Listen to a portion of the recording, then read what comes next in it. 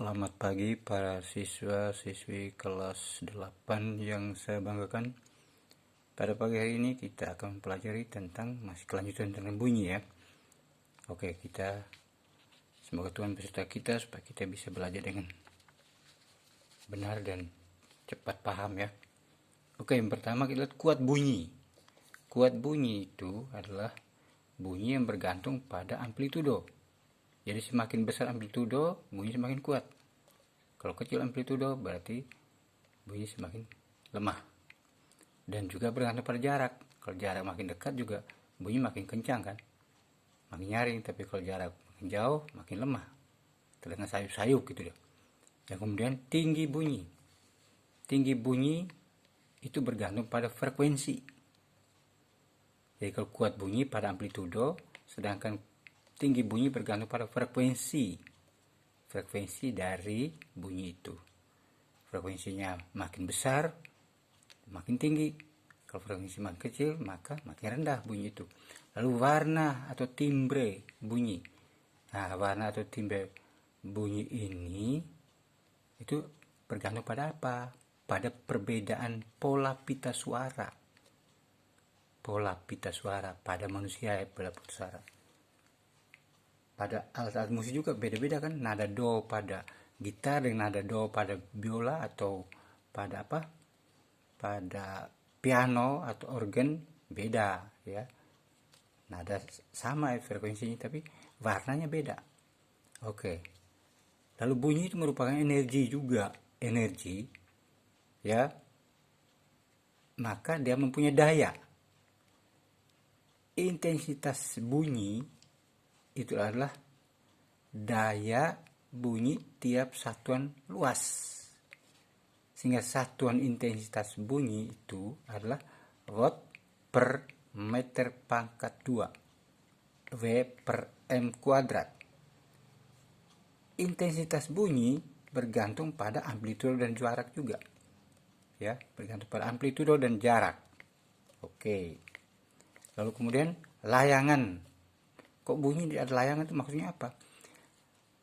Layangan bunyi itu adalah bunyi yang frekuensinya hampir sama pada saat bersamaan dibunyikan, sehingga kedengarannya nada aneh. Nah, itu bunyi bisa saling menguatkan, saling memperkuat, saling kuat, atau juga saling meniadakan, saling melemahkan. Gitu ya. Jadi saling menguatkan, atau kalau frekuensinya persis sama ya saling menguatkan. Tapi kalau ada perbedaan ya bisa terjadi saling melemahkan, saling melenyapkan. Nah, itu apa itu nada? Yang ke-8, nada adalah bunyi yang frekuensinya teratur. Lalu beda dengan desah. Desah adalah bunyi yang frekuensinya tidak teratur. Begitu. Kalau dentum adalah desah yang sangat keras. Ya, contoh pada apa? Misalnya ledakan bom misalnya. Ya. Lalu frekuensi pada senarnya. Alat untuk menyelidiki frekuensi senar adalah sonometer. Nah, dikenal dengan hukum Mersenne ya, hukum Mersenne pada senar. Hukum Mersenne berbunyi apa ini? Frekuensi senar berbanding terbalik. Jadi besarnya frekuensi senar berbanding terbalik dengan panjang senar. Ya, kalau makin panjang frekuensi makin kecil, makin pendek makin kencang, frekuensi makin tinggi. Frekuensi senar juga berbanding terbalik dengan luas penampang senar. Misalnya senar yang gede frekuensinya kecil, senar yang kecil frekuensi, misalnya ini senar misalnya ya, frekuensinya kecil nih, tapi kalau yang lebih kecil dari ini berarti frekuensinya lebih tinggi, lebih besar, begitu ya. Lalu itu yang kedua. Yang ketiga, frekuensi senar juga berbanding terbalik dengan akar massa jenis senar. Ya. Berbanding terbalik dengan akar massa jenis senar. Oh, tadi juga berbanding terbalik dengan luas penampang tadi. Tadi akar ya, ada akarnya, akar luas penampang. Ini akar massa jenis senar. Dan yang keempat, frekuensi senar sebanding dengan akar tegangan senar. Jadi semakin kencang senar berarti makin tinggi nadanya dan frekuensinya makin besar. Makin kendor berarti frekuensi makin kecil. Persamaan hukum Mersenne ini dengan rumus, ada rumus juga. Hukum Mersenne itu F sama dengan 1/2 L. L ini adalah panjang senar kali akar tegangan T per rho ini mas jenis kali A luas penampang tadi. Ya. F itu frekuensi, L itu panjang, sedangkan T itu tegangan, ya. Terus rho ini sama dengan mas jenis senar. Jadi mas jenis itu bergantung apa? Jenis-jenis senar, ya. Senar dibuat dari kawat, senar dibuat dari apa? Nilon, kan bisa mas jenis beda. A itu adalah apa? Luas penampang. Makin besar, makin kecil senar itu. Lalu kemudian berikut sekarang resonansi. Resonansi itu apa? Resonansi adalah bergetarnya sebuah benda karena dipengaruhi oleh benda lain yang bergetar. Bisa terjadi kenapa? Karena frekuensinya sama. Gitu. Ikut bergetar sebuah benda karena benda lain bergetar di dekatnya dan mereka mempunyai frekuensi sama. Kalau frekuensi berbeda tidak mungkin sama. Begitu juga tali-tali, misalnya tali yang panjang sama, ayunnya sama, tapi tali yang panjang berbeda, gerakan ayunnya berbeda. Begitu, ya. Resonansi itu juga dipengaruhi oleh selaput yang tipis, ya. Bisa resonansi, misalnya genderang atau apa. Ini selaput tipis. Kita bunyi genderang di sebelah sana, genderang di sana juga ikut bergetar juga, itu resonansi namanya. Nah, resonansi ini diselidiki dengan suatu alat juga yang ada seperti ada kolom udaranya, panjangnya berapa, lalu kemudian diisi air. Di buku kita ada, ya. Diisi air, lalu kemudian air dikeluarkan, di waktu air dikeluarkan, lalu dibunyikan garpu tala di depan tabung itu yang ada air itu, maka kadang-kadang kedengaran jelas sekali bunyi apa garpu tala. Tapi kalau air semakin keluar hilang bunyinya. Tapi pada saat tertentu lagi kita keluarkan air, bunyinya kencang lagi. Jadi H ini tinggi kolom udara sama dengan 1/4 kali lambda panjang udara, ya, panjang gelombang kali 2n-1. N-nya bilangan asli mulai dari 1, 2, 3. Jadi kalau 2 kali 1 berarti 2, 2 kurang 1, 1 berarti 1/4 lambda. Kalau kali kedua, bunyi resonansi kali kedua berarti 2 kali 2, 4, 4 kurang 1, 3. Sehingga resonansi itu adalah merupakan kelipatan dari bilangan ganjil, ya. Jadi resonansi pertama 1/4 lambda, resonansi kedua 3/4 lambda, resonansi ketiga 5/4 lambda, berarti keempat berapa? Ya bilangan ganjil lagi, berapa? 7/4 lambda.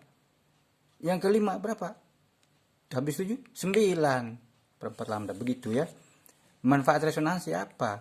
Suara lebih keras karena ada udara sekitar. Pita suara kita kan ada udara sekitarnya, sehingga kalau kita berbicara, pita suara bergetar, nah udara ini yang memperkeraskan bunyi sehingga kita dengar suara kita sendiri. Juga alat-alat musik, ya gitar misalnya. Coba gitar itu lubang resonansinya udara itu tidak ada, bunyi nggak kencang, nggak indah. Tapi dengan ada gitar ada bolongnya itu dan dalamnya ada udara, maka bunyinya bagus sekali. Kerugian resonansi juga ada. Bunyi bom yang meledak bisa getarannya luar biasa, udara bergetar luar biasa, kencang sekali getarannya, bisa meruntuhkan gedung atau bisa juga memecahkan kaca jendela. Karena udara yang getar luar biasa di resonansi tadi. Begitu. Lalu sekarang pemantulan bunyi. Hukum pemantulan bunyi ini hukum pemantulan bunyi. HK PB pemantulan bunyi gitu disingkat, ya. Bunyi datang, bunyi pantul dan garis normal terletak pada satu bidang datar. Lalu sudut datang sama dengan sudut pantul. Lihat ini. Misalnya ini bidang pantulnya. Bunyi datang ke sini, dipantulkan lagi ke sini. Ya, tidak mungkin bunyi pantul bunyi ke sana, pantul ke sini, nggak mungkin. Kecuali tegak lurus 90 derajat sana, berarti kembali lagi begini. Ya, toh? Nah, bunyi datang, bunyi pantul terletak pada satu bidang datar. Ya, bidangnya ini bidangnya. Tidak mungkin bunyi datang sini, pantulnya ke sini, ke atas, dari ke atas ini, nggak mungkin, loh. Jadi begitu. Sudut datang I sama besar dengan sudut pantul R. Jadi I sama dengan R. Sudut datang sama dengan sudut pantul. Itu hukum pemantulan bunyi, ya. Lalu berikut lagi, macam-macam bunyi pantul. Bunyi pantul bisa memperkuat bunyi asli karena jaraknya dekat, ingat baik.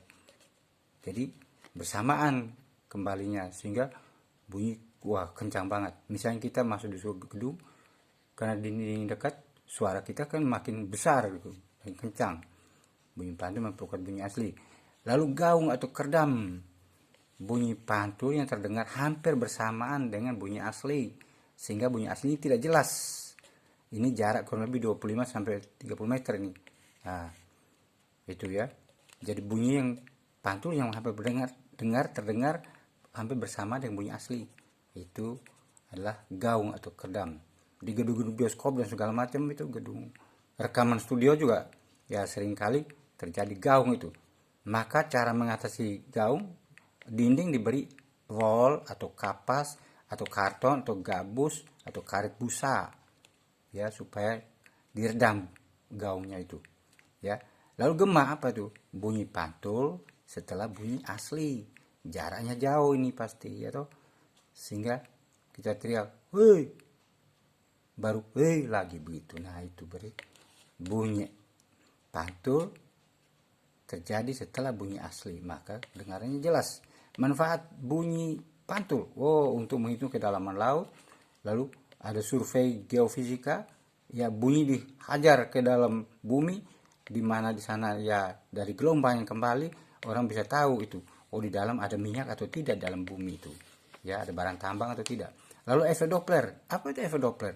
Efek Doppler itu adalah bunyi yang frekuensinya sama sebetulnya, tapi bisa terjadi berbeda kedengaran frekuensinya, ya, bergantung dari jarak pengamat dan sumber bunyi. Jadi kalau bunyi misalnya sirene ambulans sekarang, nah, semakin jauh semakin hilang bunyinya, semakin lemah, seakan frekuensinya berkurang, ya. Tapi ketika semakin dekat, semakin kencang, seakan frekuensinya makin besar, perannya frekuensinya sama. Jadi bergantung jarak antara pengamat dan sumber bunyi gitu. Lalu ada pesawat supersonik. Nah, adalah pesawat ini. Ada benda-benda yang kecepatannya melebihi kecepatan bunyi. Itu supersonik namanya, ya. Nah, ada pesawat juga yang kecepatan melebihi kecepatan bunyi. Ya, misalnya VE bunyi 300. VE benda ini bisa 3 kalinya, berarti 900 kan? 900 meter per sekon. Nah, itu berarti kecepatan melebihi kecepatan bunyi. Nah, pesawat supersonik itu kurang lebih 900 meter per sekon berarti. Jadi laju supersonik dinyatakan dalam Mach ini, ya. Dari misalnya laju 3 Mach berarti 3 kali kecepatan bunyi. Itu ya penjelasan tentang bunyi, ya. Nah, sekarang ada berhubungan dengan soal yang tadi kita lihat, ada hukum tadi 2 itu, ya. Kita lihat, ya. Ini Bapak Guru tulis bagaimana kita menjawab ini, ya. Oke, kita lihat contoh soal hukum Mersenne. Sepotong senar tegangan 160 menghasilkan nada dengan frekuensi 200 Hz. Jika tegangan senar ini menjadi 300 Newton, berapa frekuensinya sekarang? Udah, rumus tadi kan kita sudah tahu rumusnya. Rumus tadi bagaimana rumusnya? Oke, kita lihat rumusnya tadi. F sama dengan apa? Kita lihat tadi. F itu sama dengan 1/2L, ya. Akar dari T tegangan dibagi rho massa jenis kali A. A itu luas penampang. Nah, sekarang karena kita lihat ini buat perbandingan tuh, berarti F1 berbanding F2 itu sama dengan, berarti rumus ini dipakai ini, setengah T/2L gitu, T/2L 2L akar T per berapa? Rho kali A. Ya, rho kali A. Dibandingkan dengan ya 1/2L juga. Akar T per berapa? Rho kali L. Lihat F1, F2, ini F1 dan ini. Karena ini sama, coret semua. Lihat ini juga, ini sama. Ya, ini kan sama, coret saja. Berarti yang beda kan tegangannya, yang lain kan sama. Berarti F1 berapa tadi? Oh, F1 200. Kita tulis saja di sini 200. 200 dibanding F2 sama dengan tegangannya berapa? Akar yang pertama 160 Newton dibanding dengan akar 360 Newton, begitu. Nah, sekarang kalau kita teruskan penjelasan ini, kita lihat. Ini berarti ini berapa nih? Kita selesaikan ini. Akar 160 kan berarti 10 kali 16 toh. 10 kali 16, ingat baik. 10 kali 16 ya, ini nih. 10 tidak bisa tarik akar, 16 bisa dapat 4 kan? Jadi 4 akar 10 ini. 4 akar 10 dibagi ini 360 berarti 10 kali 36 ya. 10 kali 36 kan? Nah, berarti sama dengan 36. 36 bisa tarik akar, jadi itu 6. 6 akar 10 ya. 6 akar 10. Ya, akar 10 kita coret ya. Kan sama, antara pembilang penyebut kan sama, ini coret. Dapat 1 begitulah. Jadi 200 per F2 itu sama dengan 4/6. 4/6 bagi dengan 2, berarti 2/3 itu. 2/3 kan? Sama dengan 2/3 ya, Bapak Guru coret ini. Terus jadi 2/3. 2/3 berarti kali silang ya. 200 kali 3, lalu 2 kali F2. 2F2 sama dengan 200 kali 3, begitu ya. Berarti F2 nya berapa? Frekuensi sekarang menjadi 200 kali 3 dibagi 2. 200 bagi 2 berapa? 100 kan? Coret. Ini 100. Berarti 100 kali 3. Oh, F2 sama dengan 300 Hz. Gitu ya. Nanti soal Bapak Guru beri persis seperti ini. Jadi ingat baik, kalau nanti kerja soal lihat contoh ini ya. Lihat contoh ini, tinggal masukkan angkanya. Oke, yang kedua sekarang di bawah, lihat. Ini yang berhubungan dengan resonansi, lihat. Garpu tala beresonansi di udara bila tinggi lajur udara 20 cm. Jika frekuensi garpu tala 450 Hz, berapa cepat lambat bunyi di udara? Oke, kita kerjakan soal ini. Caranya begini. Rumus tadi adalah H atau L itu ya, sama dengan apa tadi? 1/4 kali lambda kali 2 n-1. Ini berarti resonansi pertama, berarti 2 kali 1, 2 kali 1, 2, 2 kurang 1, 1. Berarti 1 kali 1/4. H-nya berapa tadi? Oh, 20 cm, 20. Sama dengan 1/4 lambda. Lambda ya. Nah, tinggal kita selesaikan tuh. Berarti lambda sama berapa? Kali silang ini baik-baik. 4 kali ini 20 sama dengan 4 kali 20 sama dengan berapa? 80 cm gitu. 80 kalau dibawa ke meter berarti 8/10 meter atau 0,8 ya. Berarti rumus kecepatan bunyi di udara apa? Rumusnya V. Kecepatan gelombang bunyi rumusnya V sama dengan F dikali lambda, begitu. F-nya berapa? Oh, 450 dikali lambdanya berapa? 8/10 meter ini ya. Coret ya, kita coret ini. Lihat, coret ya toh. 8 kali 40 320 ya. 320 ditambah 8 kali 4 8 kali 5 40 bertambah 40 kan sama dengan berapa? 360 meter per sekon ya. Begitu penjelasan pagi ini. Sampai di sini, nanti soal persis seperti ini ya. Ini aduan Bapak Guru beri. Soalnya Bapak Guru foto, kirim, Anda bisa kerjakan. Sekian dan terima kasih atas perhatiannya. Tuhan berkati. Sukses selalu. Sehat ya.